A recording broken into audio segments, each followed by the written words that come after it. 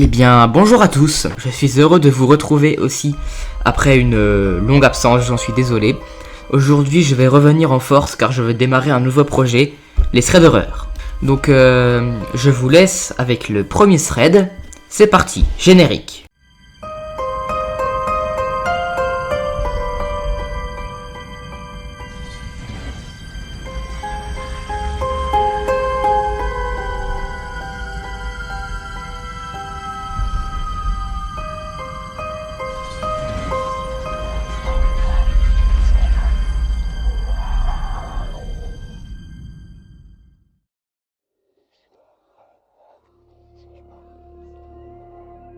Je m'appelle Eric, j'ai 18 ans et je vais vous raconter mon histoire.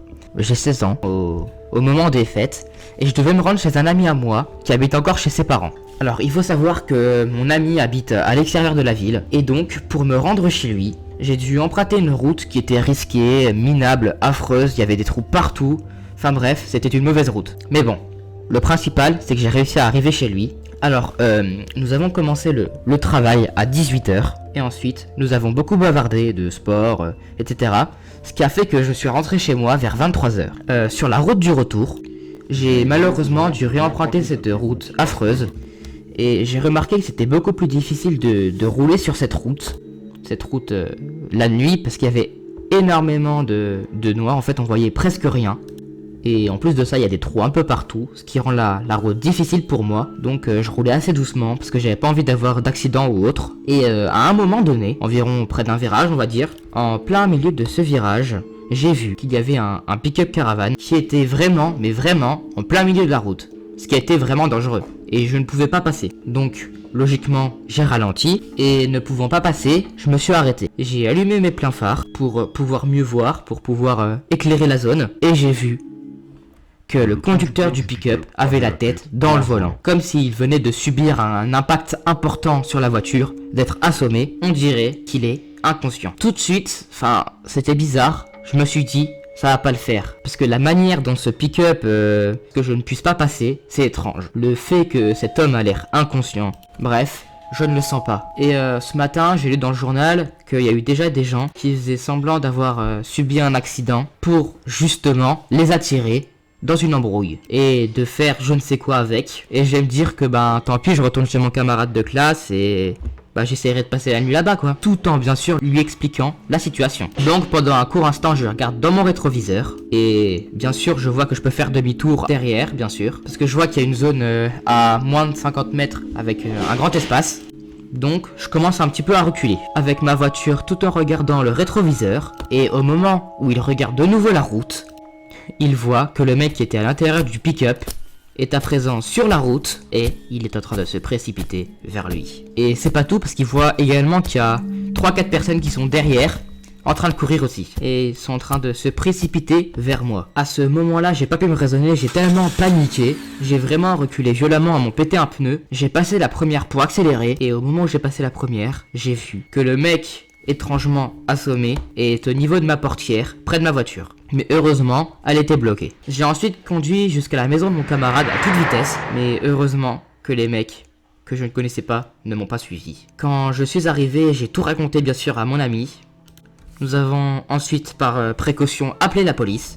Bien évidemment, quand ils sont arrivés sur les faits, ils n'étaient tout simplement plus là. Et ils ne les ont pas retrouvés.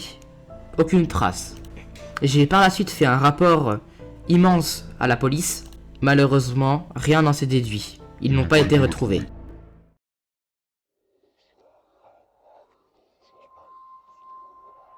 Dans cette histoire-là, nous allons devoir suivre la vie de deux garçons, Billy et Richie. Leurs parents étaient partis dans un restaurant en amoureux, tandis que les deux garçons se faisaient confier à une babysitter du nom de Agnès. Le petit problème de cette histoire, c'est que cette babysitter-là, il ne l'aimait pas. Elle était imposante, moche et sentait cette petite odeur de cigarette. Et dès que les parents sont partis de la maison, Agnès a dit « Les enfants, il est l'heure d'aller se coucher ». Les enfants, bien sûr, se révoltent en disant que leurs parents leur a autorisé à veiller jusqu'à 23h environ. Elle répliqua en disant que les parents ne sont plus là et c'est elle qui donne les ordres. Je suis la responsable et vous, des enfants.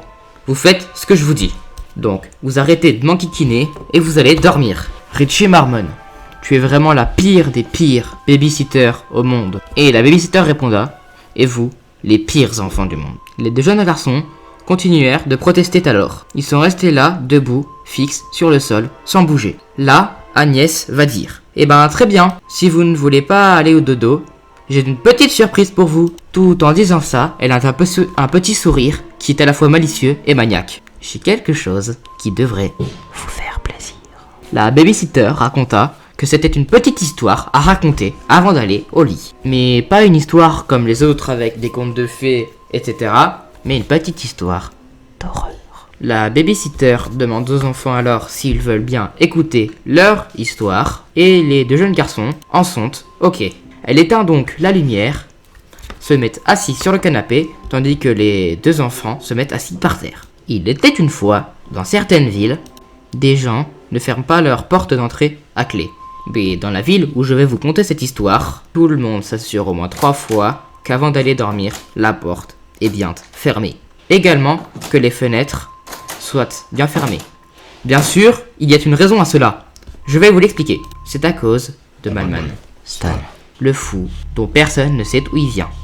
Il y en a qui disent qu'il vit dans le cimetière et qu'il dorme entre les pierres tombales. Il adore les femmes et les hommes, mais ce qu'il aime après tout, c'est les petits enfants. À chaque fois, il enlève ses victimes, les ramène au cimetière là où il vide, et personne n'ose parler de ce qu'il fait à ses victimes. Certains qui vivent proches du cimetière disent qu'ils entendent parfois des cris soudains et violents, des cris de terreur et de souffrance, des cris qui les horrifient complètement. Et même certains disent qu'ils ont déjà vu ce certain Madman rôder de maison en maison pour chercher des jeunes garçons. Et quand enfin il trouve ce qu'il est venu chercher, il rentre dans la maison.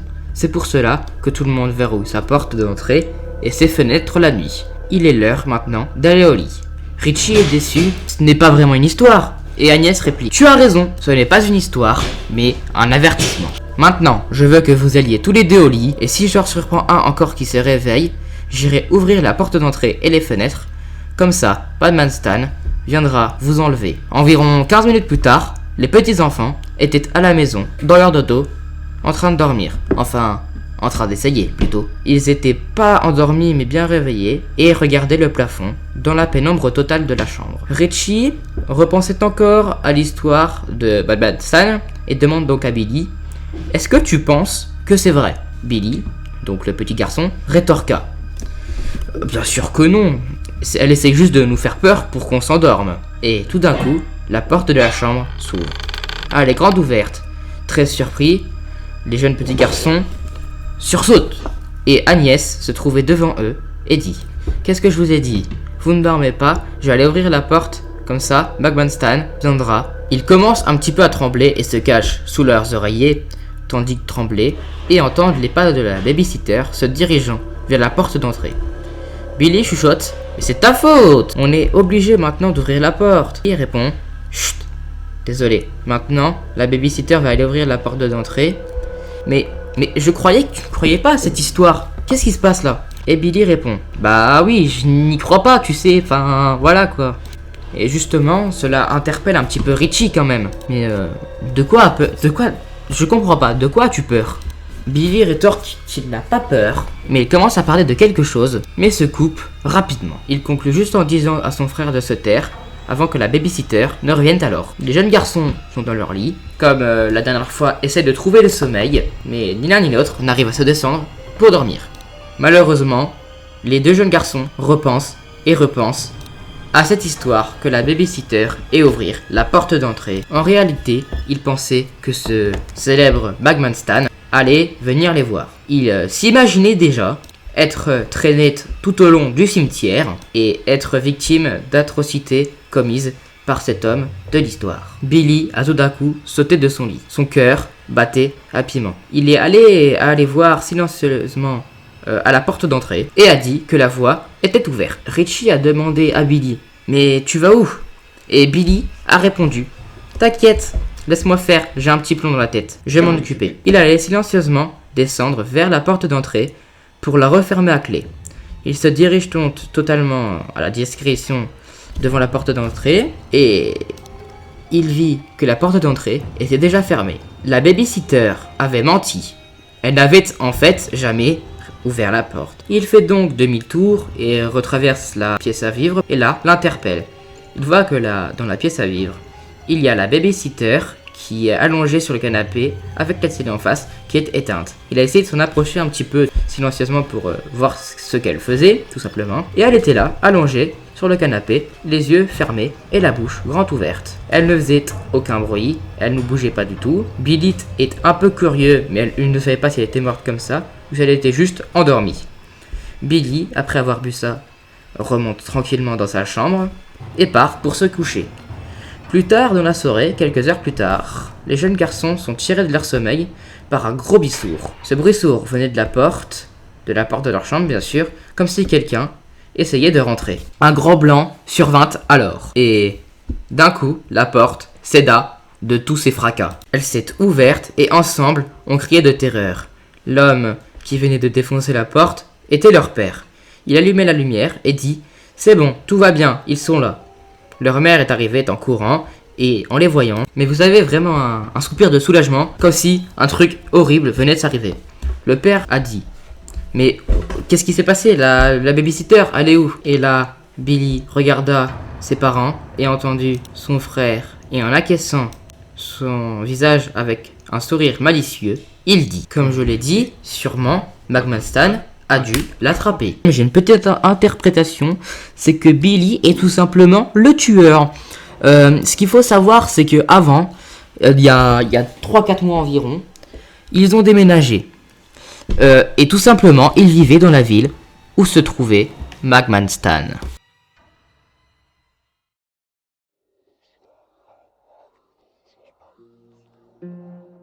Akamanto, signifiant la cape ou le manteau rouge en japonais, est un jeune homme, un lycéen, à la beauté incroyable. Sa beauté était telle que toutes ses camarades de classe, toutes les filles, toutes les adolescentes qui le voyaient, tombaient éperdument amoureuses de lui. Elles l'admiraient et le traquaient constamment. Partout où le jeune homme allait, les jeunes femmes, éprises de celui-ci, le suivaient. La situation était devenue tellement insupportable que Akamanto était obligé de mettre sur son visage un masque blanc. Il était fréquent qu'Akamanto porte également une cape ou un manteau rouge, signe distinctif du jeune homme. De son vivant, il aurait enlevé une femme, la seule femme qui résistait à sa beauté. Et après cet enlèvement, on ne revit plus jamais les deux personnes. Une autre version veut que Akamanto se soit caché dans la dernière cabine des toilettes des filles afin d'observer les jeunes demoiselles. D'une manière ou d'une autre, il serait mort, peut-être de faim ou de soif. Mais après son passage de l'autre côté, il revint sous la forme d'un esprit maléfique. Selon la légende, il apparaît maintenant dans la dernière cabine des toilettes des filles, lorsqu'une demoiselle s'y aventure seule. Lorsque celle-ci a fini de faire ses besoins, il apparaît et lui demande « Lequel préférez-vous? Cape rouge ou cape bleue ?» Selon d'autres versions, il poserait cette même question avec du papier toilette. Si la demoiselle choisit le rouge, alors Akamanto sort un long couteau de dessous sa cape et tranche la gorge de sa victime, afin que le sang imbibe les vêtements de celle-ci, qu'elle porte des vêtements rouges. En revanche, si la demoiselle choisit le bleu, alors Akamanto pressera fortement ses mains autour de son cou, jusqu'à l'étouffer, qu'elle devienne bleue. D'autres versions veulent qu'Akamanto la noie dans les toilettes, jusqu'à ce qu'elle devienne là encore de couleur bleue. Les jeunes femmes, essayant de se jouer d'Akamanto, en choisissant une autre couleur ou simplement en ne répondant pas, se retrouvent aspirés dans les limbes de l'enfer par des mains aux doigts crochus sortant du sol. La version la plus célèbre de cette légende urbaine raconte l'histoire de deux policières enquêtant sur un tueur en série se cachant dans la dernière salle des toilettes des filles, après qu'une lycéenne s'est vue poser cette fameuse question et était retrouvée morte dans les dites toilettes. Un jour, après des appels de police déclarant qu'ils avaient vu ce fameux tueur en cape rouge, les 2 policières se déplacèrent sur place et une des 2 entra dans la dernière cabine des toilettes des filles pendant que l'autre attendait à l'extérieur. La policière, qui avait bien sûr entendu parler de la légende, commença à faire ses besoins. Et une fois qu'elle eut fini, une voix se fit entendre dans l'obscurité. « Lequel préférez-vous ? Cape rouge ou cape bleue ?» La femme de loi répondit, et soudain, à l'extérieur des toilettes, se fit entendre un énorme cri. Sa collègue rappliqua, et lorsqu'elle ouvrit la porte, elle assista à un spectacle horrible. Le tueur s'était volatilisé, et sa collègue était couverte de sang. Elle venait de se faire trancher la gorge, ses vêtements étant imbibés du liquide rouge.